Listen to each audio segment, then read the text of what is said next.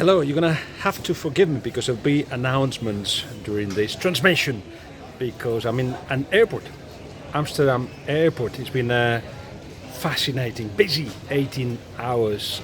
I went from Manchester to Amsterdam and then Rotterdam to see Gio van Bronckhorst, and I'm on my way back now to Liverpool because, of course, on Saturday we've got the Liverpool derby and the Manchester derby.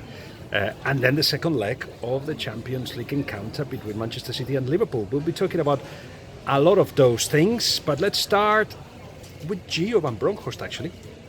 Now, visiting Gio has been fantastic because you go for meals with him and you go for drinks with him and a coffee and whatever, and you talk to him on the phone, and sometimes you forget what a legend he is, what a fantastic career he's had. So the guys of TalkSport and myself have gone to do an inside football thing, podcast and radio show with Gio, going through a little bit his career, but with the excuse of having a look at his favourite 11 with the players he's played with. Let me just tell you, it was Van der Sar, Puyol, Stam, Koeman, Gio, he put himself in the team, Patrick Vieira, Xavi, Iniesta, and then Messi, Ronaldinho and Bergkamp. So he's left few big names on the bench, including Thierry Henry or Victor Valdés or Fran de Boer. But it was fascinating because, of course, he's been the captain of Holland in the World Cup final.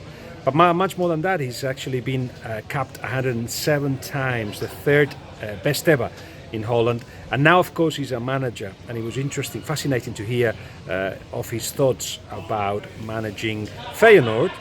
He won the league with them. On the 22nd of April, if I'm not mistaken, they play in the cup final. And what his dreams are. I'll tell you what his dreams are. Managing Arsenal or managing Barcelona. In terms of transfers, the big story in Spain is Umtiti.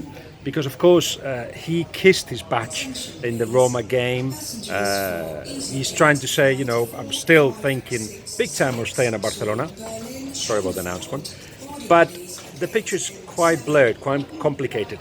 On one hand, his agents have put together a plan for him to go to Manchester United. So he knows how much he's going to get paid. He knows that Manchester United are willing to pay the 60 million euros of his buyout clause, and Barcelona know that as well. His agents have asked Barcelona for 3 times more what he's earning, and Barcelona are not willing to pay that kind of money. So that's part of the negotiations, of course, and kissing the badge is also part of the negotiations, but it's not clear from the point of view of Barcelona of what he wants to do.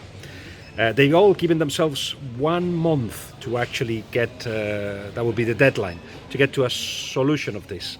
If they don't reach an agreement and they're miles apart right now, Barcelona and Umtiti, then Umtiti will go and they'll have to go for another centre-back. So we'll have to keep an eye on that. So Cristiano Ronaldo and the Champions League, what a love story and fantastic overhead kick. He's shown again that once his physique is at his best, and he's leaving that at the moment to the end of the season, so the second halves of the seasons, he is what I've always said he is, the best goal scorer in history. There's something doing the rounds on there that I said that he declined or something. Basically what I said was that physically he had picked, and that has been taken by the Ronaldo fans as a bit of an insult. But he picked about 2 or 3 years ago, at least 2.5 years ago. Despite all that, what you've got it at Ronaldo that finishes the way he does the seasons and helps Real Madrid to win at least the short-term competitions. Of course, he helped them in the league as well, but is more able to influence results, especially, as I'm saying, in the second part of the season. He's done it in the last 2 years, but no doubt he's the best striker ever in my eyes. On Real Madrid, there's another story, and it's what's Bale going to do?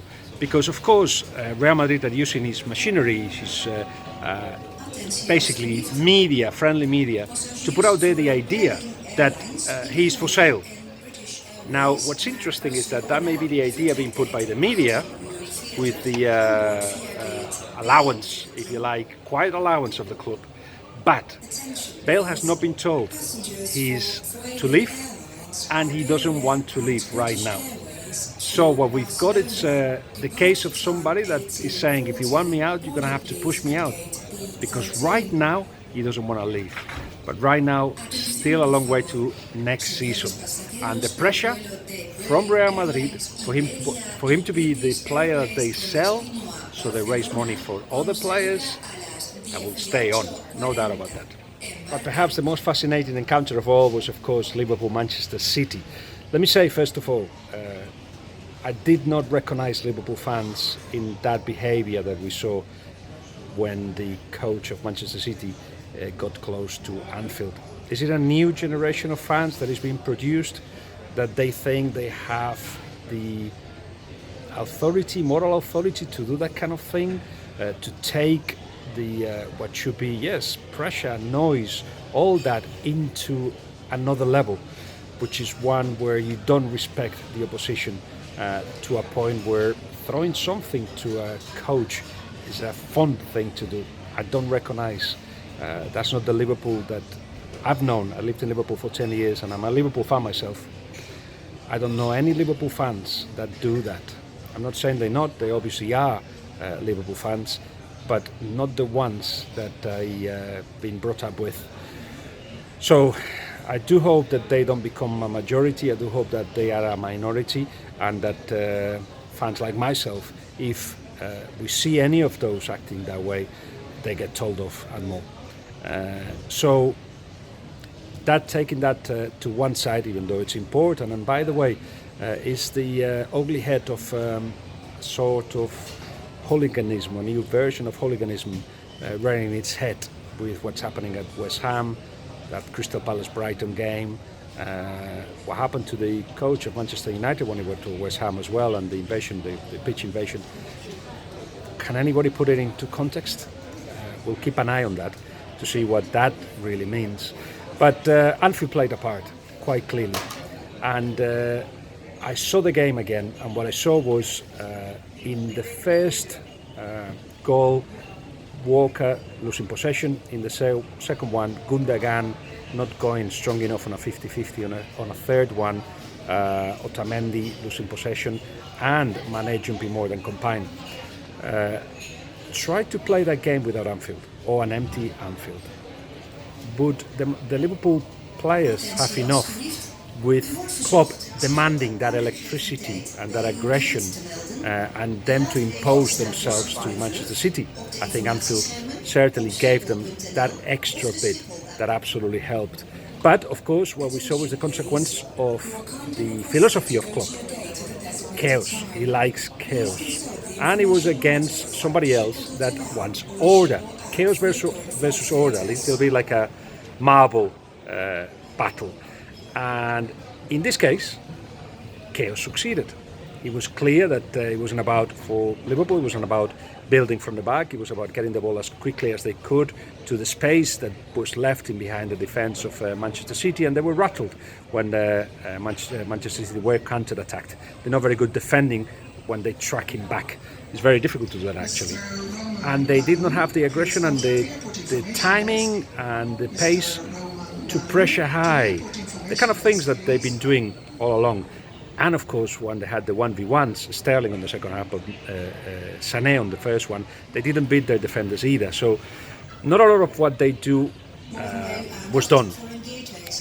Liverpool were absolutely fantastic, and they showed that that's the way to beat City. Now, a lot of people are taking that step further and saying, well, this shows that Pep is wrong and Klopp is right. I wonder what they said in the 5 occasions where Pep beat Klopp. Klopp has beaten Pep in 7 occasions. Basically what that means, I think, is that they are the two extremes of football philosophies: chaos and order. And when one succeeds, and sometimes it's one, sometimes it's the other, exposes the other one big time. Not just a little bit, but big time. Because once the first goal goes in, everybody wants the second goal and the third and the fourth. And on the other hand, neither of them changed their tactics or their way of understanding the game. So it was fascinating to see, absolutely fascinating to see. And there's a second leg. It's going to be very, very difficult because I heard that they scored an average of 3 goals in the last 15 games away, Liverpool. Something crazy as that. Shorter competition than the league, so easier to beat the likes of Manchester City, who have been outstanding in the longer competition that is the league. In my eyes, I'm thinking everybody else's eyes, makes Manchester City a better side, but on its day, Liverpool can beat absolutely anybody. I cannot wait for the return leg to that, and of course, all the focus is now on the Manchester derby and beating Manchester United at the Etihad to win the league. I know Pep Guardiola said that, it doesn't matter if it's against Manchester United or against whoever, but beating your rival, that kind of rival, and beating them to win the league is the stuff of legends and movies and songs. There will be a song on that night if Manchester City manage to do that. They will deserve to win the league, there is no doubt about that. And I'll be at the Etihad as well. So after Manchester, Amsterdam, Rotterdam and Liverpool now, there will be Manchester on Saturday, and after that, who knows. Remember, you've got the opportunity to subscribe, to tell your family and friends to subscribe. No, that's all. What you don't say that on YouTube, I don't think. But anyway, tell me what you think. Give me your comments, and let's keep chatting. Yeah. See you later. Bye.